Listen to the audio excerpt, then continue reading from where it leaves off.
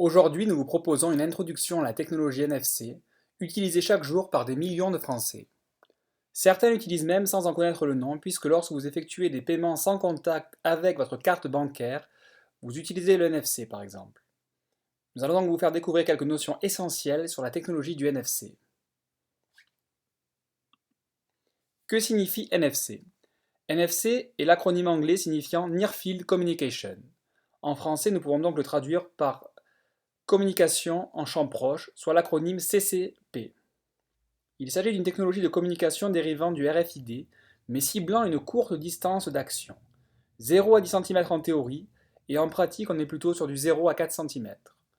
La vitesse de transfert reste faible puisque située entre 106 et 414 kilobits par seconde.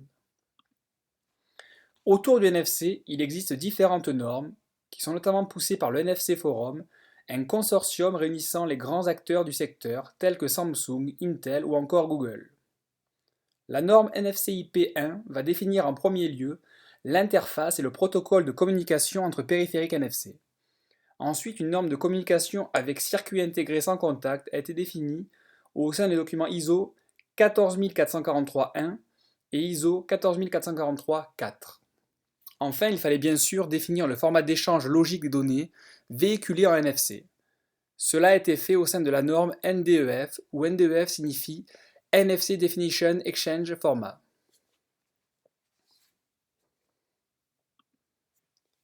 Il existe différents types de supports NFC. Nous pouvons les regrouper en deux catégories. Les supports passifs, avec les tags NFC, dont on retrouve là encore différents types, et les cartes bancaires par exemple. L'autre catégorie concerne les supports actifs, qui sont les lecteurs de cartes bancaires notamment, les téléphones intelligents ou encore les objets connectés au centre de l'Internet des objets, qui est en plein essor actuellement. Comme nous venons de l'expliquer, il existe différents types de tags NFC. Au total, on en dénombre 4 qui viennent avec des caractéristiques spécifiques en termes de mémoire, de format ou de vitesse de transfert de données.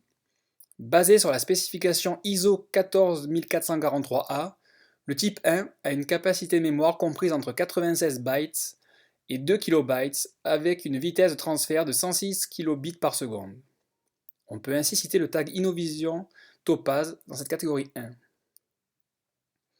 Dans la catégorie 2, la mémoire est comprise entre 48 bytes et 2 kilobytes. On peut citer le tag MIFAR Ultralight de chez NXP comme appartenant à cette catégorie. Le tag de catégorie 3 est poussé par le Japanese Industry Standard X63194 avec une capacité mémoire allant jusqu'à 1 MB pour une vitesse de transfert théorique max de 212 kilobits par seconde. Un bon exemple de ce type de tag est le tag Felica de chez Sony. Enfin, le type 4 est compatible ISO 14443A et B avec une capacité mémoire max de 32 kilobits pour une vitesse de transfert de 106 kilobits par seconde. On peut citer le tag Deathfire de chez NXP comme appartenant à la catégorie 4.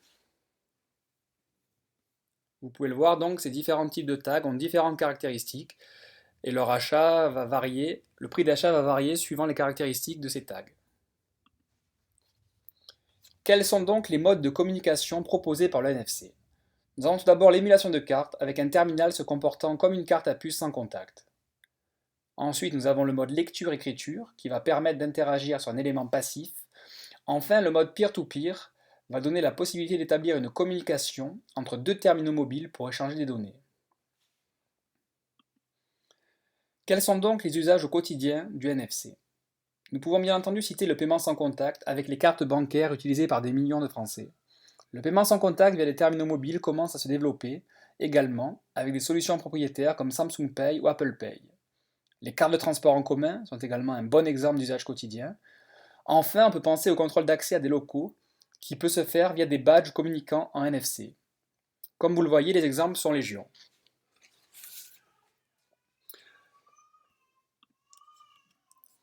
En tant que détenteur d'un smartphone, comment lire un tag NFC et en afficher le contenu?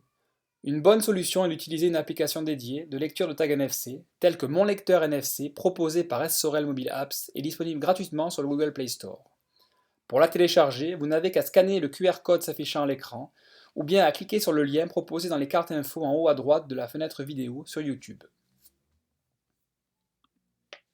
Disponible gratuitement sur le Google Play Store, Mon lecteur NFC est un outil simple et efficace vous permettant de lire des tags sans contact sur vos smartphones et tablettes.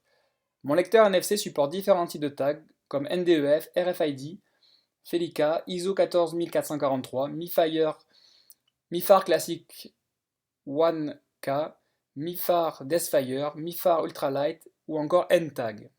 Pour utiliser mon lecteur NFC, vous aurez juste à maintenir un tag ou une carte à l'arrière de votre appareil pour le lire.